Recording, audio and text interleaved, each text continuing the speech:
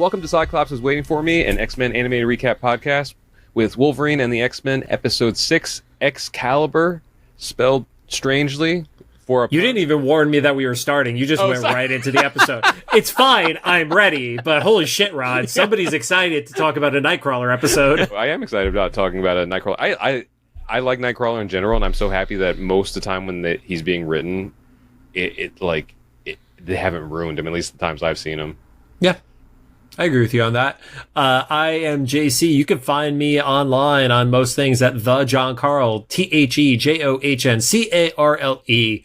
Cyclops is Waiting For Me is our bi-weekly podcast series. We are going back and watching every single X-Men animated episode that we can find, which we're also going to include an interstitial between this episode and our next one because of something we found out from Wikipedia. So that'll be fun. I just don't want to say the name of it until we record it because, we might fuck that up. This podcast started out with the original 1992 X-Men The Animated Series, which was building up to the release of X-Men 97. And along the way, we completed X-Men Evolution. We launched our companion interview show, The Xavier Files. And since season 2 of X-Men 97 has no release date, and we are in the month of February, this goes up in March of 2025, we are dedicating the entirety of this year to Wolverine and the X-Men. And some quick reminders, we're a recap show about a series that started over 15 years ago. There will be spoilers if you don't want spoiled for it. If you don't want it spoiled for you, Jesus. Okay, maybe I don't have my second. All that energy just sucked out of the room. Pause the podcast, watch the episode, and come back. I would also add, we are watching this for the first time, so if you comment, please just don't spoil it for us. And we're currently not sponsored by or affiliated with Marvel Animation, Disney, or Disney Plus in any way. All my commentary is to continue to ensure that. It's called alienating the sponsors, Rod. Don't forget to follow us on social media at Cyclops IWFM Pod on Instagram, Threads, Blue Sky, if I ever remember to post on it, and Facebook. And at the time of this recording, TikTok is still active. Yeah, we'll see. We get hairy once we get into April. That's when we're gonna really have to figure out. Speaking of, we forgot to talk about this last episode. I don't want to get too much into it, but Brave New World has come out. I think by the time this comes out, you've had a month to see the movie, so hopefully there's no spoilers at that point. I think we're both kind of like that. This is a solid movie, not the best thing that's ever been released by Marvel Studios, but like good standard Marvel action movie. And I do like, so we officially have Animanium now in the MCU. They have a source for it. Didn't you reference that at one point? That like, what if the Celestial is made of adamantium? So I think I cited someone else's theory, but you mentioned it. You didn't create it, but you mentioned it, and I've given up any sort of Marvel theories because of that. I've read about that. That's another one of my dumb things that I just mentioned. There's a lot of it too, because if it's the whole Celestial that goes down into the core of the Earth, there's literally enough for like a quarter of the population to have some or something. If you had a being that was the size, like it was inside the egg of the Earth.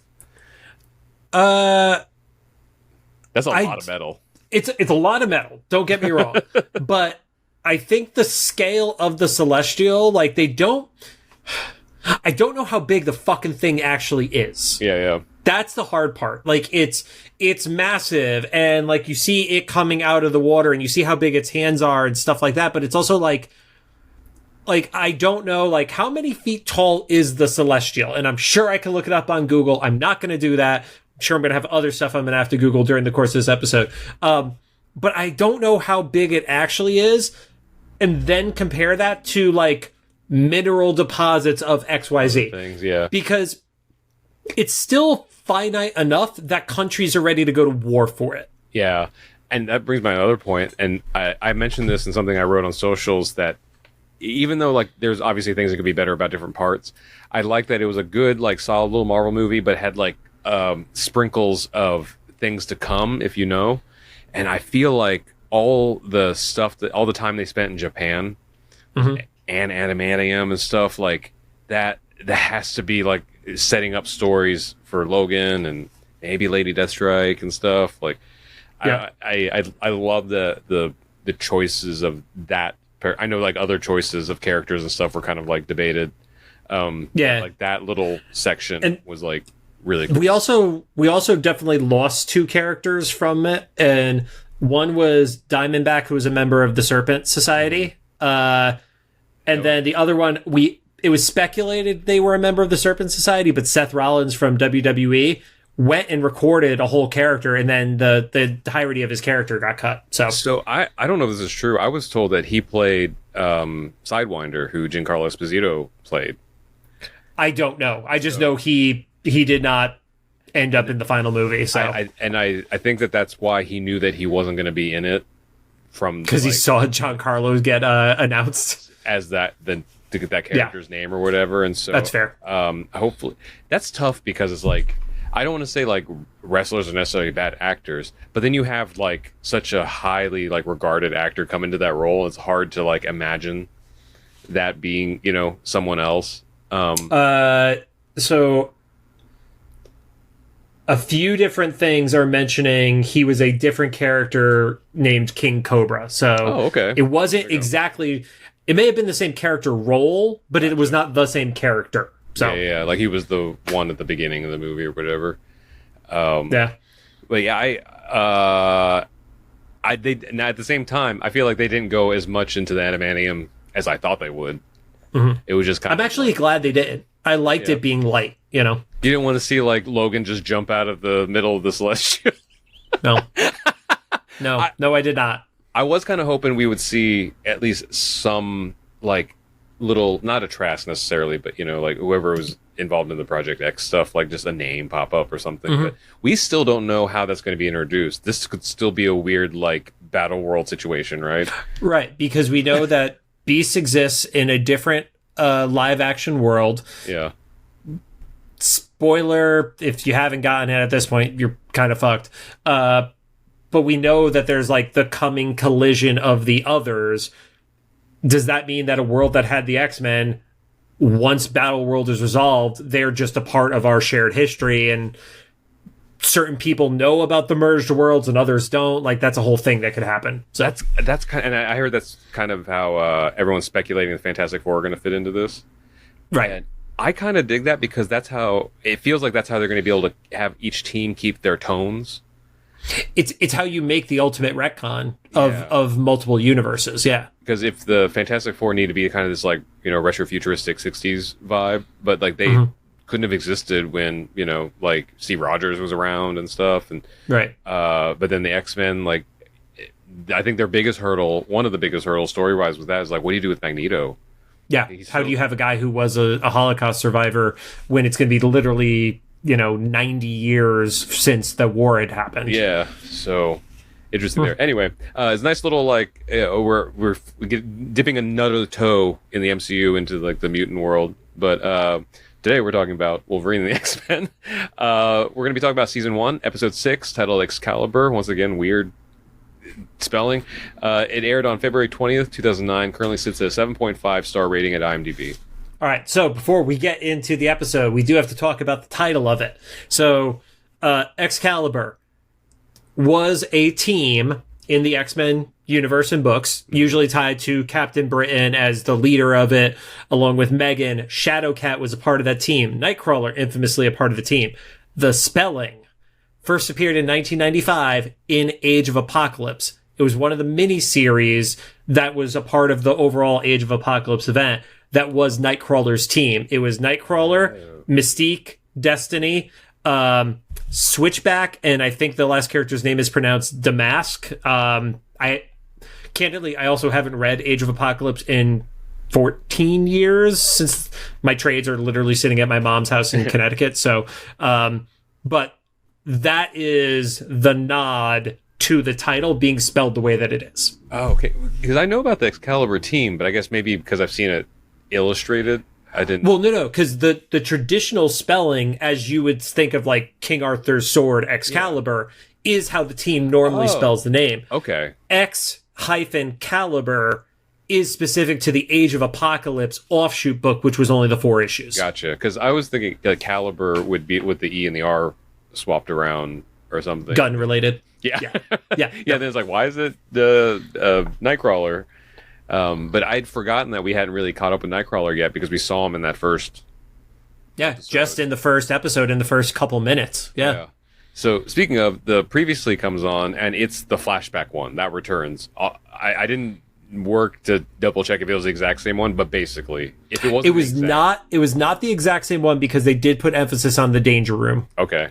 Yeah, because they showed, the Kitty and Nightcrawler. Kitty and Dickhead Kurt. Yeah. But he's not like that for the rest of the episode. He was literally just kind of like that asshole. But I also, like, noticed, not obviously like a one-to-one, but the second I realized the spelling of X-Calibre, part of his design felt very similar to his Age of Apocalypse, like, pseudo-armory vibes with it in the danger room, as opposed to like the circus outfit, which we see in his 97 and 92 versions. Yeah. So then after that and we pick up on a cargo ship. There's two mutants that are stowing away. Before we get to the cargo ship, significance of the boat. Oh, Ellis, right? Ellis Island? No, nothing to do with Ellis Island.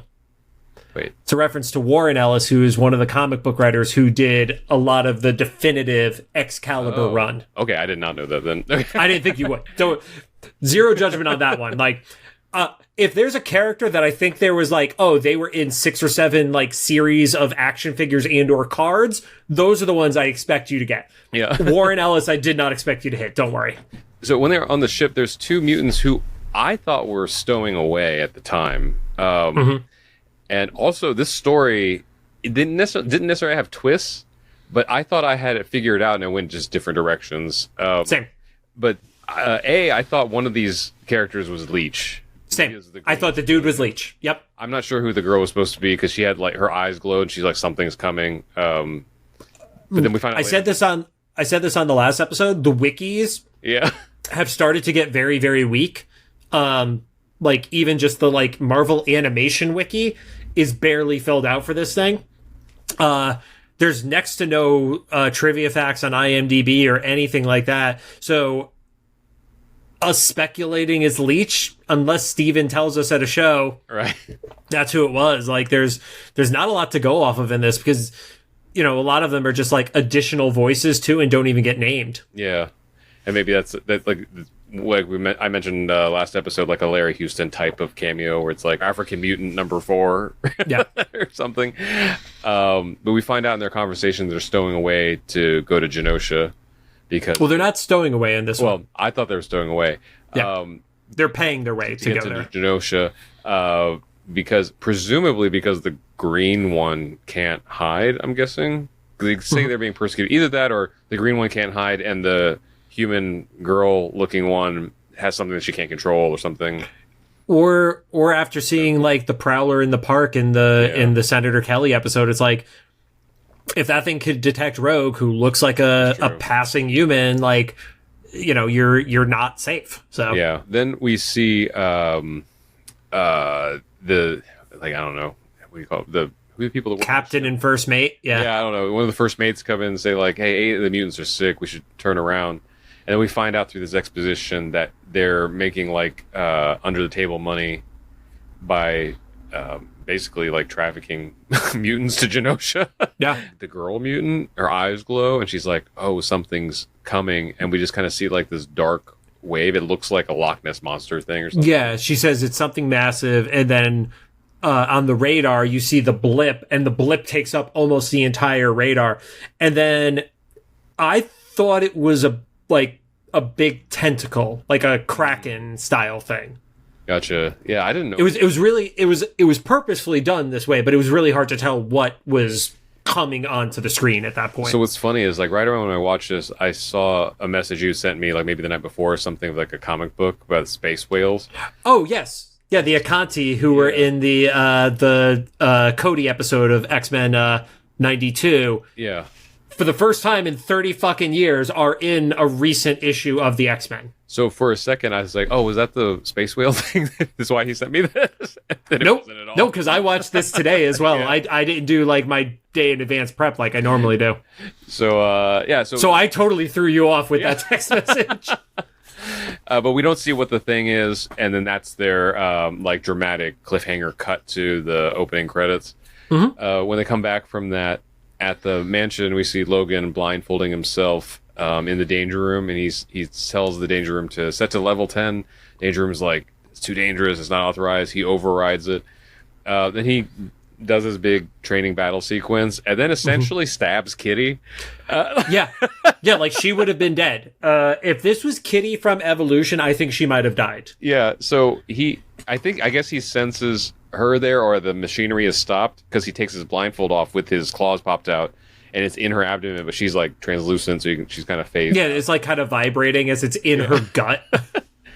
And she's there to tell him that Cerebro found Nightcrawler, and he was like, "Oh, okay." And I actually kind of like the humor in this show, especially with Logan, because she's like, "Cool, we'll see you there in a minute," and then she walks off. She's like, "Resume program," and then a giant hammer swings out of nowhere, and just knocks Logan to the side. Well, even right before that, there's a great moment, because it's Beast set me down here, or sorry, Beast. I was looking for you, and he's like, "Well, not now." Yeah. So that all happens, and then we go to another cargo ship. I think this one's called the Avalon. And yes. There's which I will hop in really quick. So in the comics, there is this whole like other world is literally another name for it. Mm-hmm. And Avalon ties into the story of King Arthur, X-Calibre, like Merlin and stuff, as those interact within the Marvel universe.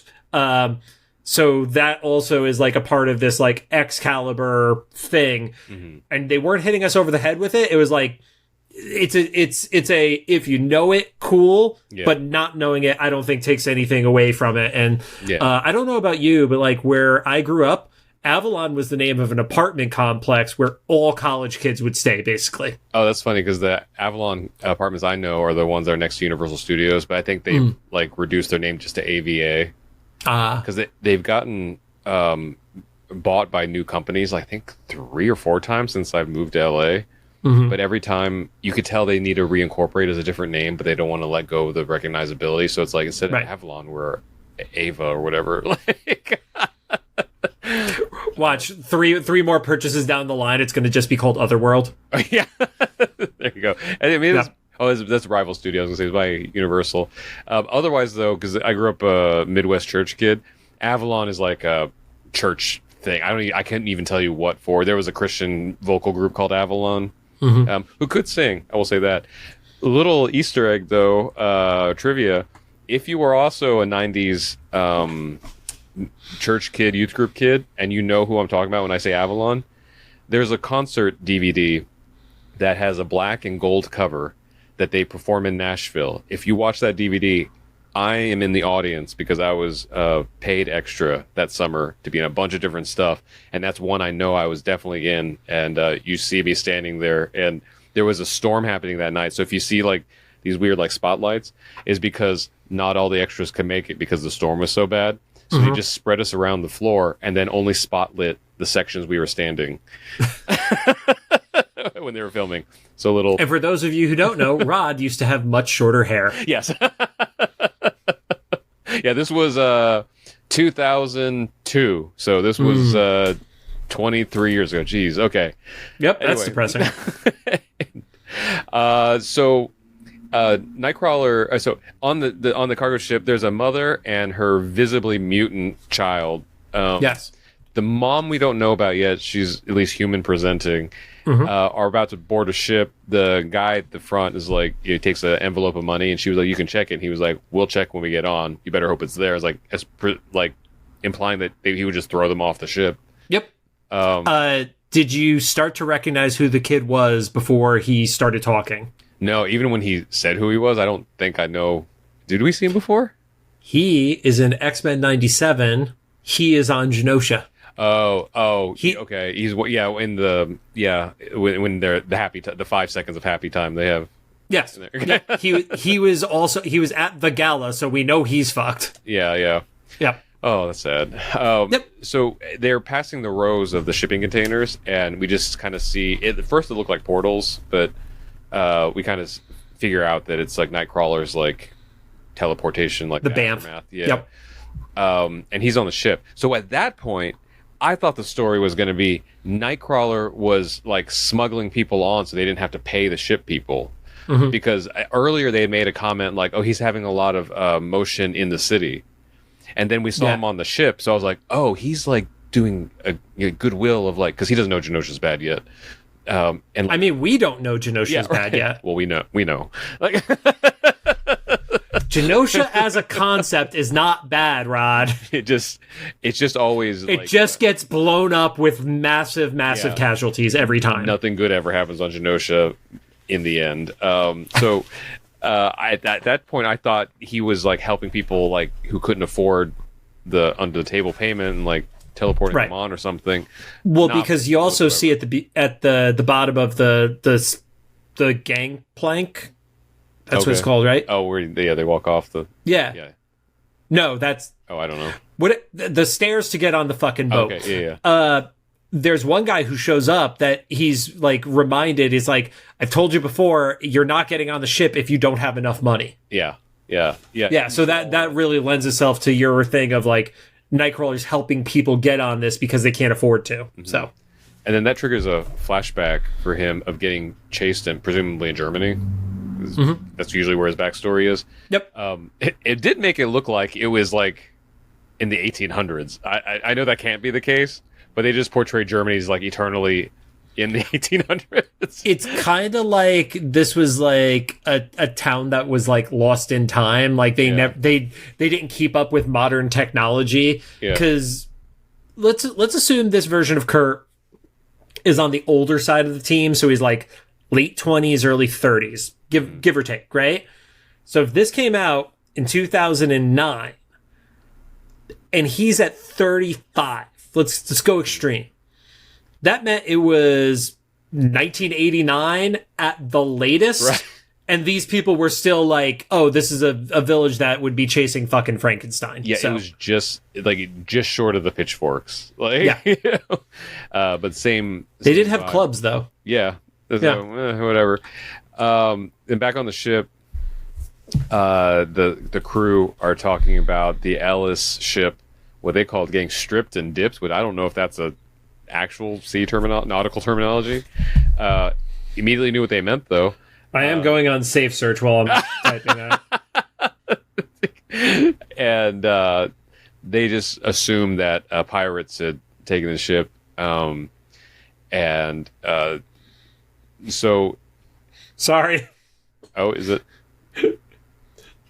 Stripped and dipped is a method for removing paint and other imperfections from wood and metal furniture. That sounds right. Okay, so they just made it up for the show. Nautical? And process of completely removing old paint and coating from a boat hull. Yeah, so not really. I don't think they're using that right. So the crew are talking about this in the kitchen. So I don't know if it's exclusively like kitchen staff or not, or they just happen to be in there. But they're preparing. I know that is called a galley. Yeah, there you go. I know that's the one thing I'm going to contribute. So they were in the galley talking about this. I have to also note before the captain comes into the galley, the mom that we saw earlier is wondering when the food's going to come out, and the captain's like, "You get paid for." Harbor. I wasn't the captain. That was just like some regular you don't get paid for you didn't pay for food, you paid for safe passage or passage. I don't even think he said safe. He didn't say safe. He wasn't going to put that out there. Come on. So when they go into the galley, they talk about the stripped and dipped thing or whatever, and they put all the food on a table, and then they turn around and the entire table and the food has disappeared. They just left the chairs, which they do talk about later how like the food got stolen, but like it took them a really long time to figure out that the only way an entire table would also disappear would be because it's mutants. They're not the smartest pirates. Or those aren't even pirates. Those are just shipping container guys. Yeah. So then we hear the bamf sound in the hold where the mutants are, and everybody turns around and the table of food is there. So presumably we don't see them eat, but we presume that they're eating. So we're going to play our favorite game, and Rod, I would love one day if we have a theme song for this. Okay. Who are those mutants? Oh my god. So I know Squid Boy. Aside from Squid Boy. Yeah. Oh, I think I recognize Dazzler. Was that Dazzler in there? Thank you. That was the only other one I was expecting you to get. It's totally fine that was the only other one. And I only recognize that one because that design was from a specific cover or something that someone has shared with me, because I wasn't familiar with that Dazzler, the one with the face paint and everything. So that is the original Dazzler, like 1970s debut when she was like a literal disco queen. Okay. There's one other character that I could have gone either way with you getting. Later when the girl reveals that she has wings. Uh-huh. Oh, because she was also in Genosha in 97, right? That's Pixie. Okay. Yeah. Nobody else was I expecting. Okay. To get, so. Were anybody else important in there? No, some of them I legitimately had to look up. So yeah, no. I literally called the one girl Goth Girl until I looked up her name after the fact. So gotcha. Yeah. So after the food appears in the hold area, we see the ship's crew sleeping, and Nightcrawler, not being very subtle, just steals their pillows and bedding from underneath them, literally. Which intent totally makes sense. How did he not think that they were not going to get caught with those items? Things, yeah. Literally the table. I understand you can steal food. Steal food, great. They're not going to be able to identify who ate the food. But the table's still there. Yeah. Yeah, so he steals a bed, and that's when the captain figures out, oh my god, it's the mutants. Doy. Mm-hmm. Okay. So then... I did love that the swords were up above the captain's bed, though. That Nightcrawler would use later? Mm-hmm. Gotcha. I didn't put that together.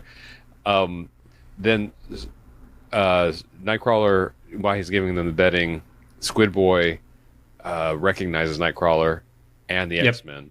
And he says to call him Sammy, and then, oh no, call me Squid Boy, because he wants to be he's up on the deck where he shouldn't be. Yeah. Too. And he's like, he's like, I would want to be an X-Men, except I don't have cool powers or whatever. And, Kurt is like, we don't know that yet, He's trying to be positive about it. Breathing underwater is a pretty decent power. The problem is you look like a fish. Right. That's the problem with your power. And so the captain then takes all the mutants, and he wants to punish them for the theft by throwing the girl you were just talking about, the Goth Girl, off the ship. Yep. Nightcrawler rescues her. This happens a lot, actually, the being thrown off the ship and then just reappearing on the ship. My consistent note in this one is teleporter fight. Yeah, that's right. Goth Girl, by the way, her name is Network. I've not. Oh, that would make sense based on what it makes sense, but I don't think I've read her before. So, so in the little bit of the scuffle there, Nightcrawler teleports the captain up to the top of the flagpole. Somebody's going to kill me for that. Whatever the top.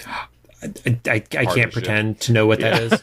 The part that you go on in Assassin's Creed when you're one of the pirate ones, and he's basically threatening to drop the crow's nest. Maybe, I don't. No. And you can stand on very tip top, so you can get the view of everything. But it's something that only an Assassin's Creed character could do, or Nightcrawler. Okay, the antenna. Sure, yeah, yeah. There's people out there that that do boat stuff. They're just screaming at their device right now. If we have people that listen to our show that are passionate enough to scream, I'm happy. Yeah. So he's threatening to drop the captain from, basically a couple stories up if he doesn't treat the mutants better, feeding them, giving them bedding, especially because he's been paid to do it. So Nightcrawler gets, Oh, then Spiral appears. So the boat pops up. There's a girl chained to the front of it. And then I've referenced this show in the past. I don't think you had seen it or you didn't have the same memories of it as I did. This boat literally feels like the pirate ships from the Pirates of Dark Water cartoon. Mm-hmm. It is so the vibe of that ship, the pseudo-organic side of it and stuff like that. I was literally having Pirates of Dark Water vibes from this. That's one of those shows that I remember being on, but I didn't intently watch. So I recognize characters and stuff from, but I could not tell you the stories from that show because it was only one season, right? It never finished. Yeah. The conclusion of the show apparently happened in the video game, which nobody ever played. So it's kind of like Echo the Dolphin was so hard, no one found out that there were aliens at the end of that game until decades later. Yeah. No. Yeah. So So you get Spiral. Spiral and pops then up, Yep. and she pops in, and then that's when you just know this is going to be a Mojo episode. Of course. Especially because there's disappearing people and things. Spiral appears. She kind of announces that she wants to take the mutants, but only the good ones. And let the rest drown with the ship. Yeah. So it was an interesting thing. There was someone made a commentary about like when the ships sank. Oh, it was Beast later on. He's like, when the ships sink, they're without the mutants. So yeah, they never find the mutants on it.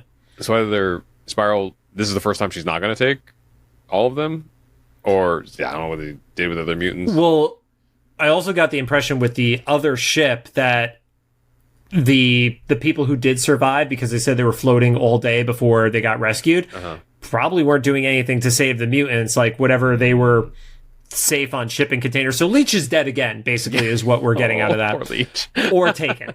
Leech is either dead or taken, and neither is good. I have to imagine if by Spiral and Mojo standards, they probably didn't take him.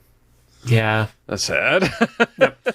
But then the three characters that we get, they reference that these were the Reavers, which I don't necessarily know if those were the Reavers or not, but the characters were Reese, Bonebreaker, and Skullbuster, according to one of the wikis. I don't know how accurate that is. Okay. I guess I could look up and see if Reese, the one with the skull face, was a Reaver or not. I did hear them say Reese at one point. That was kind of random. That took a turn, because it went from me thinking that this was going to be about Nightcrawler, like smuggling people onto a ship, to like Mojo out of nowhere.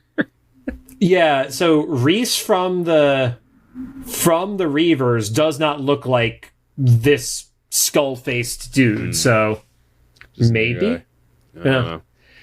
But then back at the mansion, Beast, Kitty, and Logan are watching security footage of Kurt. I think this is where Beast mentions the thing about the ships going down and yes. There being no mutants left. So they head to the Blackbird to go follow the Avalon, because that's what they saw the ship they saw him get on. Back at the ship, Spiral throws like a drone camera, basically, for Mojo to evaluate all the different mutants. And that's when we sorry, there was one other recognizable mutant in the group. Okay. The girl who had the like cat ear thing. Okay. That's Farrell, who we've mentioned in the past as being a member of X-Force. Okay. I did write that one down. So. Yeah, I would not have. Okay, that makes sense though. Yep. So that's when we finally see Mojo, and he's picking and choosing who he wants. He essentially takes all the adults. I think he just leaves. Yeah, he basically takes everyone that isn't a child, but I'm shocked he didn't take Shatter. Oh, that's right. Yeah, somebody who could just. That dude seems like he could fuck shit up. Right. Especially in like the gladiator kind of fights. Yeah. We still don't know what kind of show Mojo's putting on here, because they didn't really get into that in this episode. It sounds like the Hunger Games, honestly. But Kurt fights back. And also, real quick, Mojo has a thing for Sammy's mom. Oh yeah, he did kind of ogle. Yeah, like he was into her. Yeah, that's why I didn't know if she was even powered at that point. I don't think Mojo cares about that. I got like smarmy exec vibes off of him, that he was totally just like, she's cute. That's her superpower. Kurt fights back, and he picks one of them up and drops them into the ocean. The dude is vicious. And then, like you said, teleportation fight. Spiral like just brings him back. Yeah. He's wet though. Yeah. So he let him fall into the ocean and then teleported him back up.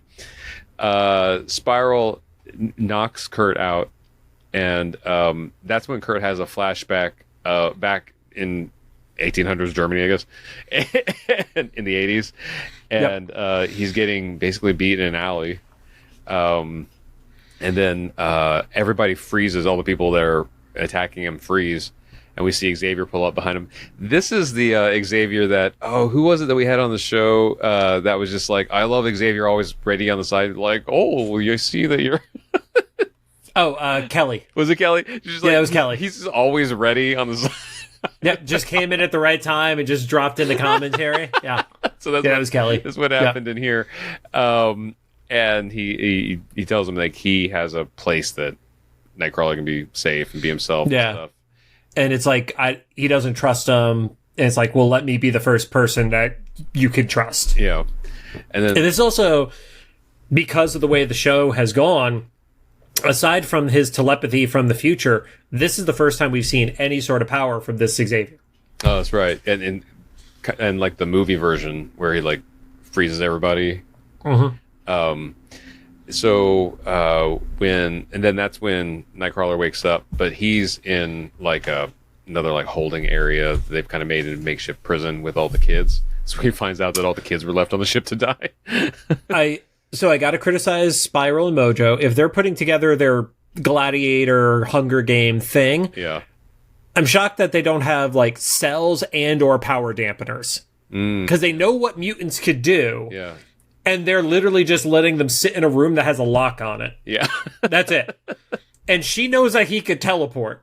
Yeah, I guess her only thing that was that she had, was it Ricochet was the woman that was chained to the ship? Yes. Had Ricochet shoot at the ship again, and she's like, that's good enough. They're just going to eventually drown. And I guess the story there was supposed to be like, oh, whenever you underestimate someone, that's when they rise up to the occasion or whatever. Yep. And that's what Kurt is like, okay, we're going to fix the ship. And then all the kids are like, yeah, all of us have useless powers. And he's like, well, let's see, like we're already going to go down with the ship. So what's it going to hurt to try? So he goes through and asks everybody what their powers are. I guess Network says she can talk to machines. One guy says he has goop coming from his hands, which is oddly specific. The character's name, I've never heard this before. Vandaloo. Oh, okay. Yep. Huh. All right. Yep. And then Pixie. Yeah. And then the big guy who doesn't talk can shatter stuff, so he's just referred to as Shatter. Yeah. And then they have Squid Boy, obviously. Yep. And they kind of do the third act of a superhero movie thing where like their powers kind of like dovetail into each other to fix the ship. Like, yeah, it's a little montagey. The goop guy, I think he was the one that was kind of him and Shatter are like, okay, you guys are clearly useful because like the ship's broken, you make glue, and you can break things. That's immediately useful to this. Pixie did nothing. I did like at the end of the montage. She what did she do? She put the she put the flag at the top of the. Couldn't do shit. Kid. And yeah, I mean, she's like a chaos fairy is basically her MO. And she does stuff in the comics tied to Avalon and shit like that, but it's like, yeah, your power actually does suck. Yeah. Yeah, I thought that we were going to see her like taking ropes up to the top or something. Like something useful. Yeah, because Shatter was like breaking up pieces of metal so that what was the guy, Vandaloo, could like glue them to the side of the ship and stuff. Now, Kurt does something here that I'm not familiar with. He was teleporting water in chunks. He was making water holes out of the ship into the I've never seen that used before either, but logically it makes sense. Like if your Banff is a hole, I think he would have had to do it like 7,000 times, but it kind of made sense. The first time he did it, I thought he was going to teleport all the water. And I was like, that would be that's what I thought too. Also, for the size of what that hole was in the side of the boat, it was sinking so slow. Yeah. And the room that he went into with the hull breach, there was barely any water in it. Yeah, it was a wading pool. They could stand in it. Yeah. But then Spiral comes up from underneath her ship and she's like, oh no, the boat's still floating. It's like, well, you left a bunch of superpowered people. One of them, who's a glue man on the ship, they must have figured it out. So they fire the ship again. Then they're like, Kurt, can you teleport that far? Very short question, because yes, he can. So he teleports from inside his ship to the very edge, climbs up, and then with the swords, he took the swords. With the swords. Then the repaired ship, just like Ursula impales. Yeah. The Spiral ship or the Mojo ship or whatever. Yep. Don't know why that was their strategy. Also, the ship that was gonna sink, they have repaired and have it going at like maximum speed to catch up to the pirate ship, which Kurt has to do on his own. These kids are not strong enough to fight with him and help him do it. Yeah. So he already got his ass kicked once, and now he's going to do it again. Yeah. See, that could have been Pixie's contribution. You just see her behind the ship, like, pushing it, giving herself a hernia. Just literally doing nothing. Yeah. She's just pushing and pretending. Squid Boy, because we haven't seen what he could do yet. I guess he swam with Kurt, but, like, yeah, whatever. So he swims through the hole in the impalement and rescues the kidnapped, I guess, parents. We're assuming all the adults were parents or guardians. The adults. Yeah. I don't think they were all guardians. I think it was just coincidence. Like, Dazzler's not anybody's parents. That we know of. It'd be like finding out that Lady Gaga has, like, 6 children and we just never knew about it. No, I mean, like, we don't know. Yeah, well, I guess, yeah. We don't know about, like, what if, like, Shatter is Dazzler's kid or something? That'd be funny. Or the glue kid. Or the random guy who's glowing is, like, you know, Pixie's dad or something. Yeah. So Kurt fights Spiral. Okay, so is this a new take on Spiral? In what way? I always thought her arms were biologically her arms. I don't know enough about her origin to say that. So I'm just familiar with mainly from Children of the Atom video game. They were just, and a little bit we saw of her in the X-Men shows, that she just had multiple arms. That was part of her thing. In this version of the show... Oh, yeah, shit. I wasn't even paying attention to that. You're right. Yeah. She has 2 biological arms, but then Kurt teleports away her mechanical arms, and then specifically makes a threat of, like, you ran out of robotic arms. And so, like, that's like an enhancement, I guess, but not part of her necessarily, or if she's maybe part cyborg or something. So I'm looking at some of the older drawings that are popping up on, like, Comic Vine and stuff like that. Uh-huh. And even the fighting game. Yeah, the Children of the Atom game. Yeah, it's that classic Capcom art. There are images where she has multiple arms, but the number of arms that are mechanical seemingly changes depending on which artwork and version that it is of her.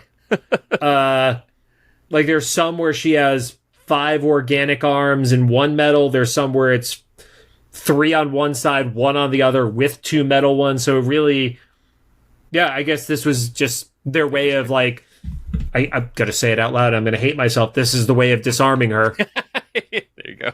Okay, Fuck you, Rod. Fuck you. We're going to clip out. Yep. Yeah, I know you are. You're an asshole. But at least you have artwork to put over it, because there's a lot. Also, please be careful over whose artwork we take, because I don't want any Rule 34 popping up on our Instagram feed. Because that's definitely a character with Rule 34. Oh, yeah. Yeah. So, yeah. And then, especially with 6 arms. The kidnapped mutants get away, but Squid Boy gets caught. Yeah. Well, Kurt has also murdered the other guys by, like, breaking their hearts, like the center chest pieces. He literally murders all of them. Yeah. Yeah. Squid Boy gets caught, but then I guess they forgot that Kurt can teleport. Mm-hmm. So Kurt saves Squid Boy teleporting, and then goes back to whooping Spiral. Oh, and that's when he takes her arms. Yeah, and he's like, "You run." Right before that, though, we do get the moment where it's, "Oh, well, why are you doing this?" And we find out it's like a gladiatorial game. Yeah, and they called it Lethal Combat, and I was like, as the most thinly veiled Mortal Kombat reference possible. Yeah. Lethal Combat. That's like one of those knockoffs. Remember that whole era of, like, knockoff Mortal Kombat games? I mean, that still happens in mobile games to this day, where it's like Call of War, Field of Duty. Yeah. Only spelled like poop. It's like Field of Duty. That's the Flash game parody. So she fucks off, leaves the ship, takes Ricochet. That's nice. Doesn't even chain to the front of the ship. I don't know what her story is. And then the Blackbird arrives. And the corpses of those other guys. Right, yeah. And the Blackbird arrives to rescue. And they're like, "We came here to rescue you." And then all of a sudden, the other boat was already, like, sunk 95%. Yeah, and he's like, "We're here to rescue you, but it looks like you did a fine job by yourself." And Nightcrawler's like, "Oh, the team's back together. That's awesome." And they were like, "Yeah." Wolverine's like, "Yeah, well, we could, like, love to have you back if you want to be back." And then he he looks like he's getting ready to say yes, but then he looks at the mutants he rescued, and he's like, not yet. And so he doesn't join the team. So now they've still not really recruited many people. Yeah, it's kind of like he's on standby, but he's not a full-fledged member yet. Yeah. Again. Yeah. And then this whole time, Mojo's been watching because one of the cameras is still working. Mm-hmm. And that's when Mojo learns about the X-Men. So he's like, oh, if any of the X-Men are even half as good as this Nightcrawler guy, get me the X-Men. So watch this be one of the things they don't tie up because the show didn't get to finish or something. That's my gut. Is I feel like it's not a big enough story that if there's only 26 episodes into it, that they were like, oh yeah, we'll finish Mojo in like season 2. Like it'll be like the original 92 where it's like, all right, you know, we're going to have a Mojo episode every other season kind of scenario. Yeah. So, who knows? We'll see. But it was fun. It was cool to see Nightcrawler do his thing. A lot of actions of the teleporting and like innovative ways of teleporting, including the water thing, which is just it wasn't even like it was weird because it wasn't immediately like cool, but also it was like sure, like it wasn't bad either. It was like that makes sense. Like you said, it made sense, but like I just never thought about it that way. I also imagine as like if it's similar to Evolution where it's the brimstone dimension, it actually just puts out a bunch of lava in the brimstone dimension. There's a bunch of the demons. They're just like fuck. Yeah. I'm curious why Kurt came across as such an asshole in that first episode. Oh, right. Because he doesn't have that vibe in this episode. Maybe they're just trying to show he was young, because we still don't know really like how long ago that was, right? Yeah, we do. Oh, we do? It was only a year prior. Oh, okay, never mind. Then all that... Yeah. Then, yeah, I don't know. Yeah, the training room thing with Colossus, Kitty, and Nightcrawler was the 1 year, so maybe it's 1 year and 3 months at this point, or whatever the time frame is, but it was still... It wasn't like young Kurt, unless... This changed him because of like, oh, I lost Xavier, I lost everything. Maybe that's why. Being on the street humbled him. Maybe that, I don't know. I also like, you know how I feel about Book of Boba Fett, where it's like, oh, one thing changed somebody's entire life. No, it didn't. Yeah, that's I'm not going to spoil it, but in Mufasa, I like that movie. However, the reason I am bleeding for some reason. I don't know. Okay. Your cat's on the piano, so she didn't bite you. So I guess just watch out for your 40s, kids. You'll just start bleeding. Just randomly bleeding. What was I say? Oh, Mufasa. I like the movie, but you know that they were going to give a reason why Scar and Mufasa become kind of enemies, right? Because they showed similar to Transformers 1, where you had to figure out why Optimus and Megatron became enemies. Yeah, because in the trailers they show that Mufasa and Scar are like adopted brothers. The reason they gave in that movie to me was like, you explained so much else in this movie that was so good. That one I don't completely buy. Right. Okay, but sure, whatever.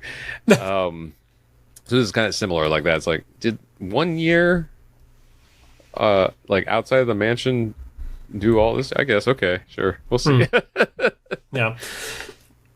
And then outside of the digging that I did to like pull the details on like the Age of Apocalypse, X-Calibre name and stuff like that, the only other thing I could find is Ricochet in the comics is Ricochet Rita, who is an alter ego of Spiral. Oh, okay. Yeah. So they're the same person in the comic. Okay. The real name for Spiral is Rita Wayward, and Ricochet Rita is Spiral. They're the same person. Okay, so if they ever return to this, that would be an interesting dynamic. That would also kind of explain why like the Ricochet character never really interacted. Like Spiral would command Ricochet, but we didn't get any character. None whatsoever. Yeah. Huh. Okay. Yeah, I'm curious on that one if there's something deeper to it, or if we're ever going to get back to it. Yeah. But yeah, Rita is Spiral. That's the only weird thing about all of it. Okay. Interesting. Yeah, but I'm still liking the show. Like you said earlier on, I'm confused with what the format is now. but Right, because we got that first Storm episode, which was the Mission of the Week vibe. Yeah. And now we're 2 episodes deep with no Mission of the Week. And no new team members, right? I mean, pseudo Kurt, if you want to consider him like a standby member, but yeah, like there's no recruitment, there's no mission of the week for like stop a thing from happening to save the future. So yeah, I'm a little confused too. So if they keep going where most of the people aren't joining the X-Men, this is probably going to be one of those things where they all show up at the last minute, right? Like the little ragtag team they have now goes to face like the big threat, whatever it is. And the Nightcrawler's like yeah, they all show up to fight Master Mold or something. Like Nightcrawler's like on your left.